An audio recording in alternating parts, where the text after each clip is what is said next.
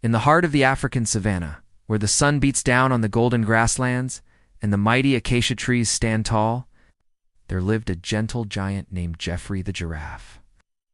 Unlike his taller, more imposing brethren, Geoffrey was a bit shorter than most giraffes. But what he lacked in height, he made up for in charm, wit, and kindness. He was known throughout the savannah for his graceful demeanor and his ability to navigate the tall grasses with ease. His long legs and neck were not just tools for survival, they were extensions of his spirit, allowing him to reach new heights both literally and metaphorically. Now, Geoffrey's life wasn't always easy. The savannah, while beautiful, was a harsh mistress. There were predators lurking in the shadows, food was not always plentiful, and the scorching sun could be relentless. But through it all, Geoffrey never lost his grace. He had seen his fair share of ups and downs in his 20 years of life. When he was just a young calf, he had to use all his strength to free himself from the thorny bushes after getting separated from his mother. Back then, he couldn't even reach the delicious leaves of the acacia tree, his favorite snack. As he grew older, his neck and legs grew longer, and with them, his confidence grew. Now, at the age of 20, he was a proficient climber, capable of scaling the highest acacia tree with ease. He was also a skilled communicator, able to convey his thoughts and feelings with a variety of snorts, grunts, and whistles. But despite his accomplishments, Geoffrey was still a bit insecure about his height. Among his peers, he was considered a bit shorter than average. This often led to snickers and jabs from the other giraffes, which stung Geoffrey deeply. One day, as Geoffrey was munching on some acacia leaves, he overheard a group of female giraffes discussing the upcoming watering hole party. It was an annual event where the giraffes would gather at the watering hole to socialize and find mates. Geoffrey wanted to go, but he was afraid of what the other giraffes would say. He knew that he might be considered a bit too short to be attractive to the ladies, and the thought made him sad. As the sun began its slow descent, casting long shadows across the savannah, Geoffrey found himself at the watering hole. He stood awkwardly by himself, sipping water and trying to work up the courage to join the other giraffes. He watched as the other male giraffes paraded around the females, showing off their height and strength in the hopes of impressing them. Geoffrey felt a pang of jealousy.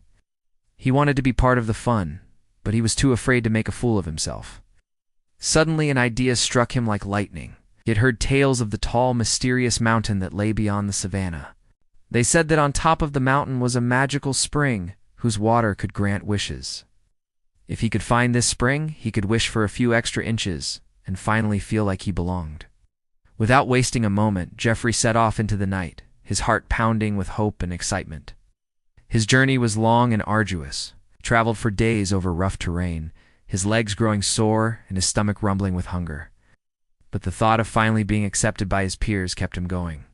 Just when he was about to give up, he saw it in the distance. A small spring nestled between two rocks. As he approached, he could feel a magical aura emanating from it. He dipped his head in and drank the cool water. And in that instant, he felt a surge of power course through his body. When he looked down, he saw that his legs and neck were indeed a bit longer. A wide smile spread across his face. He was exactly how he had always wanted to be. He felt confident, strong, and attractive. He thanked the magical spring and turned back to the savannah, eager to show off his new height to his friends. But as he walked, he began to notice things. The tall grasses that had once been his playground now towered over him. The shrubs that he had easily leaped over before were now impassable, and the acacia trees that he had climbed so often suddenly seemed miles away. His new height, which had seemed like a blessing, was now a curse. He arrived back at the watering hole just as the sun was setting, and he saw the other giraffes gathered around, talking and laughing. He took a deep breath and stepped into the circle. The other giraffes stopped talking and stared at him in silence. Some whispered to each other in surprise, while others burst into laughter. Geoffrey felt his heart sink. He had been so sure that his new height would make him attractive, but he was wrong. A tall, imposing male giraffe with a booming laugh stepped forward. Well, look what the cat dragged in," he sneered. "What happened to our little friend Geoffrey? Did the hyenas get to you? Or did the lions give you a makeover?" The other giraffes joined in on the laughter, and Jeffrey felt tears pricking at his eyes. He wanted to tell them about the magical spring and how he had only wanted to be like them, but the words caught in his throat. He turned and fled, his long legs carrying him away as fast as he could. He ran until he reached the safety of his mother's enclosure. She had taken pity on him when he was young and had created a haven for him away from the prying eyes of the other giraffes. As Jeffrey recounted his tale to his mother, she listened patiently.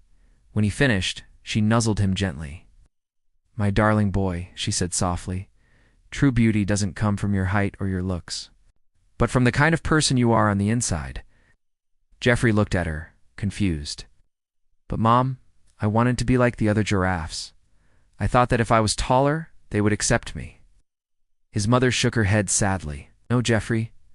They would never accept you because they don't accept themselves. They are too busy comparing themselves to others and trying to be the tallest to realize what truly matters." Jeffrey thought about his mother's words. He realized that the other giraffes were unhappy because they were too focused on their own problems and insecurities.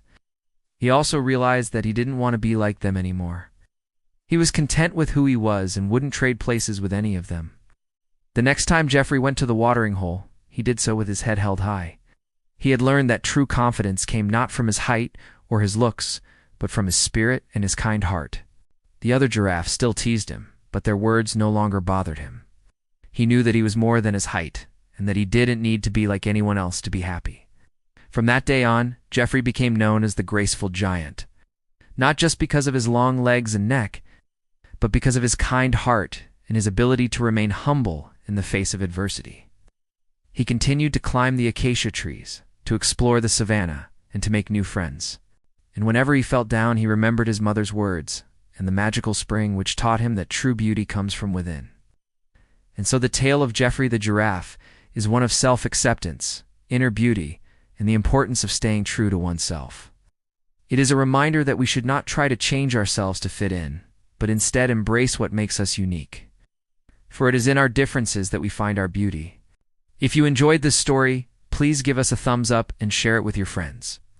Don't forget to subscribe so you never miss out on our amazing stories. Thank you for watching, and we'll see you next time.